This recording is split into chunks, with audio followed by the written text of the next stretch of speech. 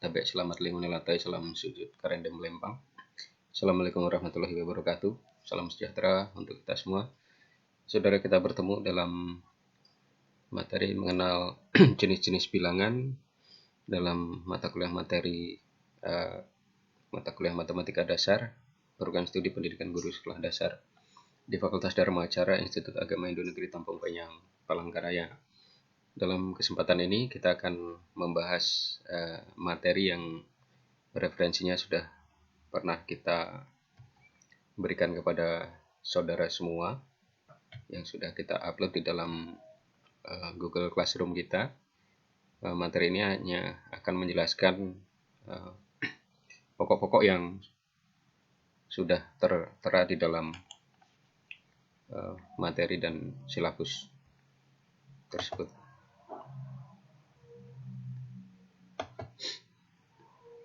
Sebagaimana kita sudah sampaikan kemarin, bahwa referensi utama kita dalam pembelajaran matematika dasar ini, kita akan banyak mengacu pada buku dengan judul Pembelajaran Bilangan untuk PGSD, karangan dari Ibu Diah Tri Wahyunintias, SSI, MPD. Materinya sudah, soft copy-nya sudah kita berikan, sudah Anda pelajari, sebagian sudah Anda baca tentunya, yang pengantar bilangan.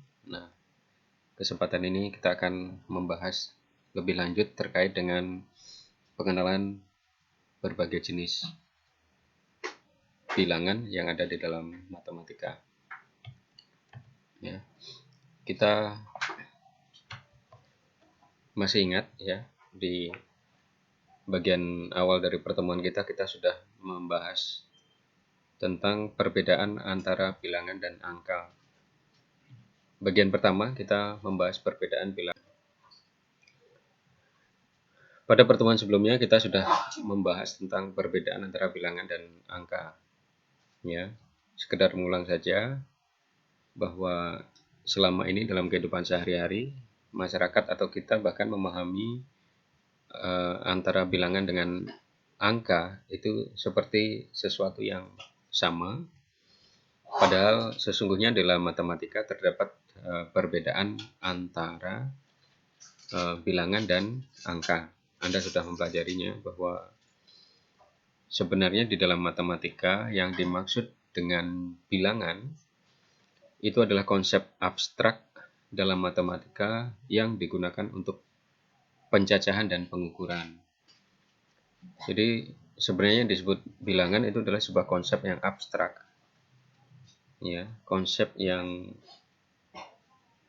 kalau boleh dikatakan abstrak itu ya kita tidak bisa melihat secara visual, tidak bisa mendengar atau tidak bisa memahaminya karena sesuatu itu tidak tampak oleh panca indera. Jadi abstrak ya. Abstrak dalam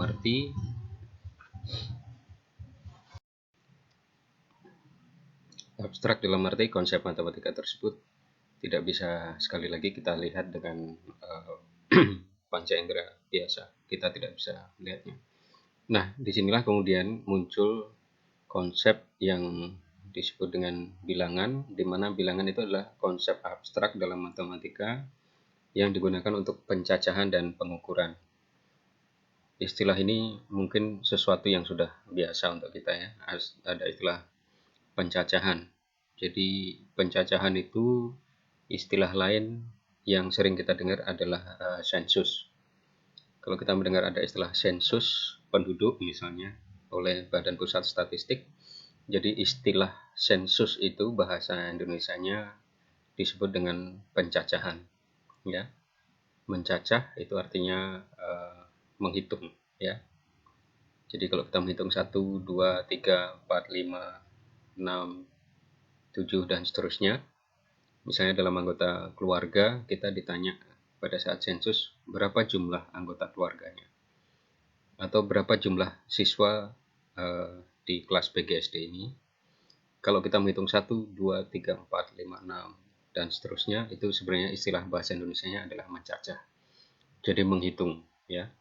Kemudian kita juga mengenal ada yang disebut pengukuran. Kalau mengukur itu artinya kita membandingkan dengan standar tertentu. Misalnya kalau kita mengukur panjang, berarti kita membandingkan dengan satuan panjang.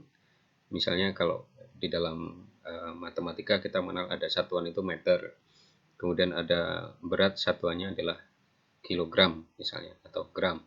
Itu yang disebut dengan pengukuran. Jadi sebenarnya bilangan itu konsep abstrak dalam matematika yang digunakan untuk mencacah dan melakukan pengukuran. Jadi misalnya kalau kita bilang 1, sebenarnya apa sih 1 itu? Apa itu 2? Apa itu 3? Kita susah kalau diminta menjelaskan apa sesungguhnya yang dimaksud dengan 1, ya. Yang dimaksud dengan 2, 3, 100, 1000 dan sebagainya. Itu seringkali kita masih bingung menjelaskannya, ya. Sifatnya memang abstrak, ya. Seperti kita tahu, abstrak ini akan berarti bahwa kalau misalnya nanti kita menyebut 1, ya, dalam bahasa Indonesia, nanti orang Dayak misalnya itu menyebutnya berapa? IJ gitu ya. Orang Inggris menyebutnya one. Kemudian ada yang menyebutnya siji dan seterusnya. Jadi sesuatu itu abstrak, bilangan itu abstrak, tetapi hampir setiap masyarakat itu punya konsep. Itu dari yang disebut 1 misalnya. Kalau menghitung berarti pertama akan 1. One, siji, ije. Apalagi bahasa yang lain, ya, itu sesuatu yang abstrak sebenarnya. Tetapi semua masyarakat, ya, punya konsep yang disebut dengan 1 itu tadi, meskipun kita akan sulit kalau dikatakan yang dimaksud 1 itu apa.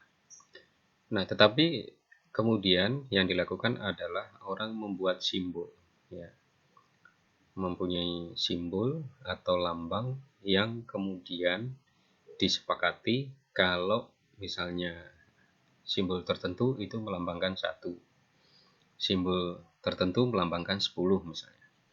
Itu yang kemudian disebut dengan angka.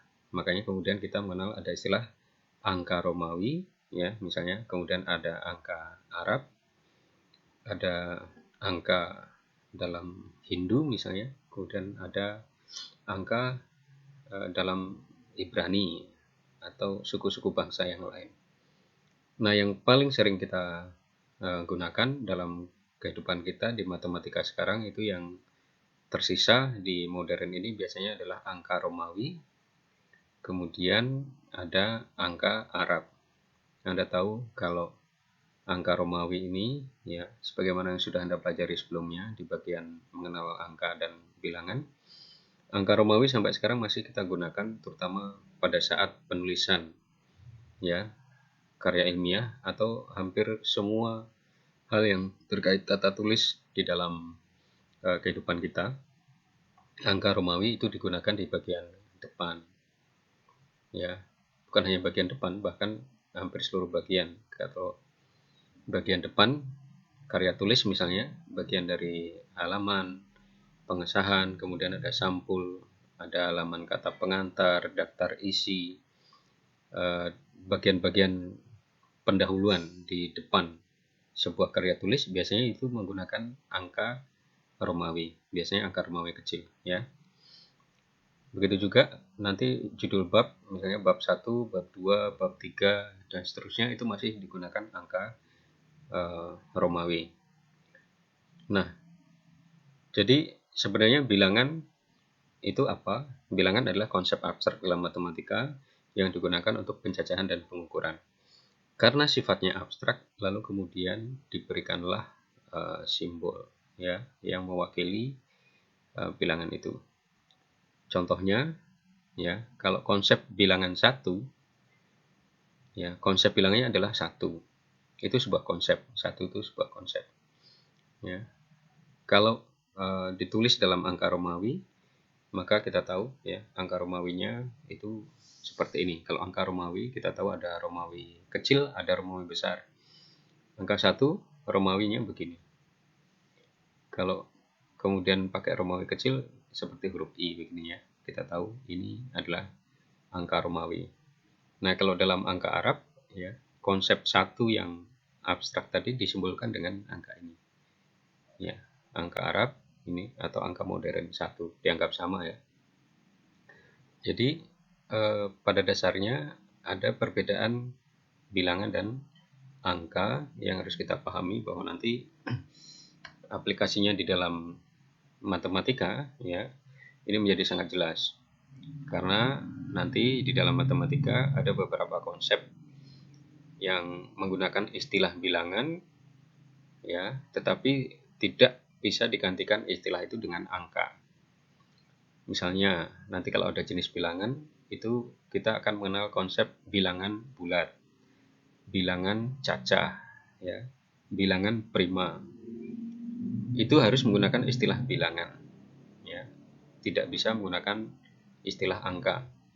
Jadi tidak bisa kemudian kita sebut angka bulat ya, angka cacah atau angka prima. Itu maknanya akan sangat berbeda. Yang bisa kita gunakan adalah bilangan cacah, bilangan bulat, bilangan prima, bilangan misalnya pecahan dan seterusnya. Jadi disinilah pentingnya kita memahami istilah perbedaan antara bilangan dan angka yang kemudian konsep dasar ini sangat penting untuk kita memahami konsep-konsep matematika selanjutnya. Ya, karena itu nanti selanjutnya kita akan mengenal istilah jenis-jenis bilangan. Ya, ada berbagai jenis bilangan yang nanti sifatnya itu abstrak. Ya. Sebagai contoh, misalnya bilangan negatif ya. Bilangan negatif itu sesuatu yang sebenarnya abstrak ya. Kalau kita lihat bilangan negatif itu yang dimaksud adalah bilangan yang kalau dalam bahasa sehari-hari dikatakan bilangan sebelum 0. Nah, ini yang seperti ini nanti akan menggunakan istilah bilangan bukan menggunakan istilah angka. Jadi bilangan negatif tidak bisa serta-merta kita ganti dengan istilah angka negatif. Nah, jadi dalam materi-materi selanjutnya kita akan membahas berbagai jenis bilangan ini dan bagaimana pemanfaatannya khususnya dalam kita mengajarkan bilangan atau angka ini kepada peserta didik kita di jenjang sekolah dasar ya. Jadi ingat materi ini penting kita pahami untuk kemudian kita bisa mengaplikasikannya, bisa menerapkannya pada saat kita menjelaskan konsep bilangan dan angka ini kepada peserta didik kita di tingkat sekolah dasar. Nah, bagaimana jenis-jenis bilangan yang lain nanti kita akan pelajari dalam pertemuan selanjutnya. Silahkan mengikuti terus materi ini di dalam akun YouTube yang nanti juga akan saya share dalam Google Drive kita, termasuk di Google Classroom. Ya. Demikian, Om Santi, Santi, Santi, Om Sahai. Assalamualaikum warahmatullahi wabarakatuh. Salam sejahtera untuk kita semua.